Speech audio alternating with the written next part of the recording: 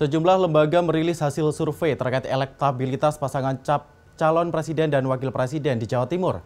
Hasil survei menunjukkan ada perbedaan perilaku pemilih dalam menentukan partai dan capres-cawapres yang akan mereka pilih pada 14 Februari mendatang. Partai pemenang belum tentu capres-cawapresnya menang.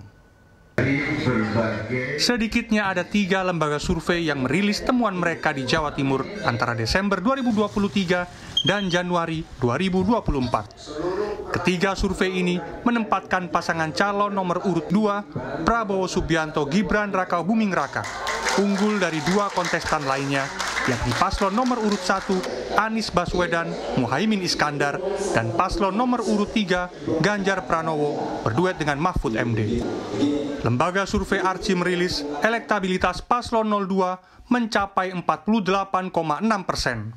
Disusul paslon nomor urut 3 dengan 26,1% dan paslon nomor urut 1 23,7%. Survei dilakukan pada Desember 2023. Pada waktu yang hampir bersamaan, Lembaga Survei Indonesia atau LSI merilis hasil survei mereka yang menunjukkan paslon nomor urut 2 unggul dengan 46,7%. Disusul paslon 03 dengan 26,6% dan 16,2% untuk paslon 01. Sisanya, sebanyak 10,4% responden belum menentukan pilihan. Survei yang lebih baru, yakni periode 10 sampai 16 Januari 2024, dirilis Lembaga Survei Indikator. Lagi-lagi, hasilnya juga menunjukkan elektabilitas Prabowo Gibran tertinggi dengan 59%.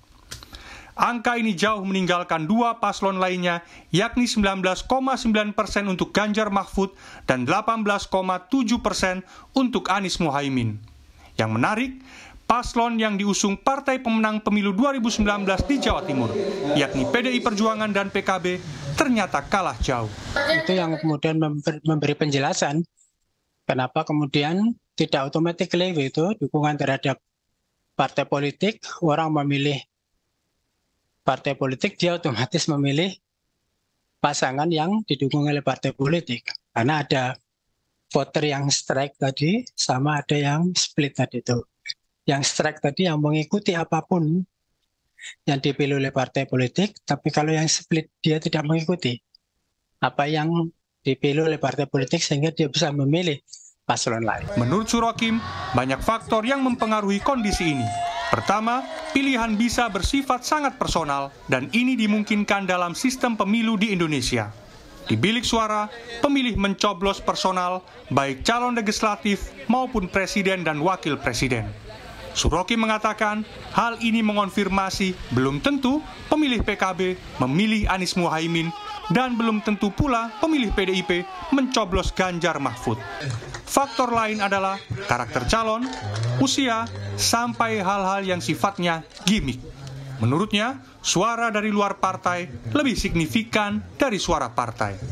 Pusat Studi Anti Korupsi dan Demokrasi atau Pusat Universitas Muhammadiyah Surabaya merilis, survei mereka menunjukkan kecenderungan pemilih muda Muhammadiyah memilih paslon Prabowo Gibran sampai 43,6% karena menganggap ada sosok keterwakilan kaum muda pada diri Gibran.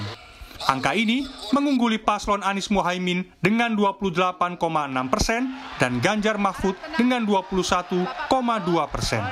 Kalau kita lihat kecenderungannya ya yang seperti yang tadi yang saya sampaikan, kalau saya analisis ya memang teman-teman anak muda Muhammadiyah ini lebih selain tadi kalau dilihat dari ada ketegasan kan begitu ya, kemudian ada prevalensi yang menyebutkan bahwasanya ya ada keterwakilan anak muda Muhammadiyah di yang itu yang mewakili milenial begitu, khususnya di Mas Gibran, begitu Mas. Sejumlah peneliti menilai pemilih di Jawa Timur sangat cair meski dikenal sebagai basis kelompok identitas seperti Nahdlatul Ulama dan kaum abangan.